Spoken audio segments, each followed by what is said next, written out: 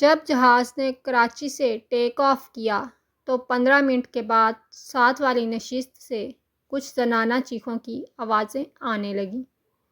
مڑ کر دیکھا تو ایک بیگم اپنے شوہر پر چلا رہی ہے اور شوہر بیچارہ ہاتھ جوڑ کر اسے چپ کرائے جا رہا ہے۔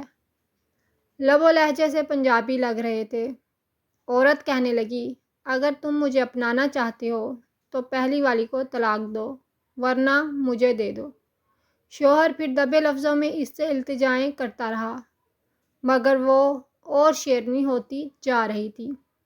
شور جب حد سے زیادہ بلند ہوا تو فضائی میزبان آ گئی۔ اس نے بڑے پیشہ ورانہ لہجے میں دونوں میاں بیوی سے پوچھا کہ میں آپ کی کیا خدمت کر سکتی ہوں، تو خاتون نے چیخ کر اسے دفع ہونے کو کہا۔ وہ بیچاری اپنا سا منہ لے کر چلی گئی۔ شوہر کی حالت دیدنی تھی۔ جب اس کی چیخ چیخ حد سے بڑھ گئی تو میرا بلڈ پریشر بلند ہونا شروع ہو گیا اور اپنی سیٹ سے اٹھ کر اس کے پاس گیا اور پوچھا کہ یہ موصوفہ آپ کی کیا لگتی ہے؟ کہنے لگا، بیگم ہے۔ میں نے کہا، بڑے بے غیرت قسم کے شوہر ہو، بیوی کو اتنا آسمان پر نہیں چڑھاتے، لگا دو اس کے منہ پر ایک چماٹ یا یہ کام میں کر لوں۔